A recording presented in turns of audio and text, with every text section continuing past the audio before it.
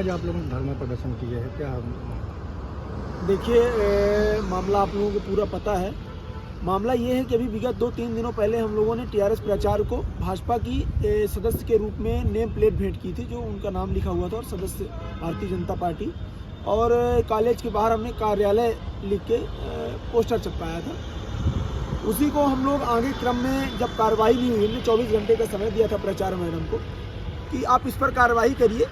एक एमकॉम के शिक्षक हैं रत्नेश तिवारी जी, वो छात्रों को मैसेज करते हैं और छात्रों को मैसेज किया जाता है कि आप सब आइए, कल आपका असाइनमेंट सेमिनार होगा, परंतु जब कॉलेज पहुंचते हैं तो उनको सबको भर के एक बस में बीजेपी कार्यालय भेज दिया जाता है। आए दिन ऐसी गतिविधियां होती रहती हैं। मैं 2 सालों से चिल्ला रहा हूं कि ये जो टीआरएस की प्राचार्य है वो बीजेपी की एजेंट बनी बैठी है। अब वास्तव में ये सच्चाई है और सारे कॉलेज के लोग करते भी हैं थोड़ा बहुत, तो थोड़ा सा छुपा के करते हैं, लेकिन यहाँ के प्राचार्य जो है वो खुला तौर पे करते हैं। और उतना ही नहीं, आपसे बता दूं, यहाँ का शिक्षक जो है वो जाते हैं और बेकायदे बीजेपी के जो मंच बनता है वो शेयर करते हैं। क्या कोई भी शिक्षक किसी राजनीतिक पार्टी के मंच में जा कर सकता है? क्या नहीं। तो अगर नहीं जा सकता, संविधान में ये नहीं है, तो आखिर क्यों है? फिर प्रचार मैडम का वक्तव्य जो आया कि हमें नहीं पता था। ये बताइए, कॉलेज के अंदर बम फूट जाए, कोई छात्र कुछ हो जाए, कॉलेज में गतिविधि हो जाए, प्रचार मैडम को पता ही नहीं है।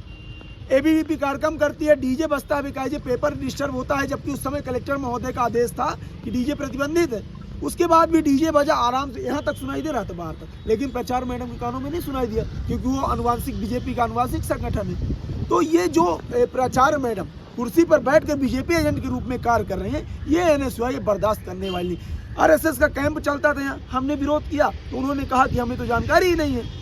इसी तरह हमने एक विरोध किया, उन्होंने बीजेपी की कोई यात्रा निकली थी, बेकायदे झंडे तले आती हैं, स्वागत करती हैं और चली जाती हैं। जब हमने कहा कि ये गलत है, कार्रवाई होनी चाहिए, तो ऐसा कुछ हुआ ही नहीं है, मुझे जानकारी नहीं। उनको प्रूफ दे रहा हूँ, हर चीज़ का फोटो साइज दे रहा हूँ, उनको पता ही नहीं है।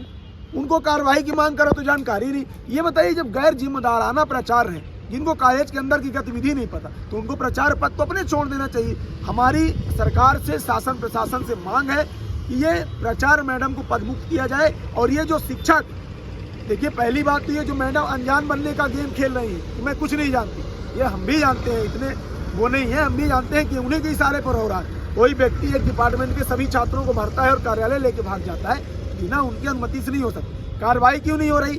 गाज अगर प्रोफेसर के ऊपर गिराएंगी तो वो उनका नाम ले लेंगे, इसलिए कार्रवाई भी नहीं हो रही है। तो प्रचार मैडम ये जो अनजाने बन का खेल खेल रही हैं, ये बंद कर दें। एनएसयूआई इनके खिलाफ मोर्चा खोल चुकी है।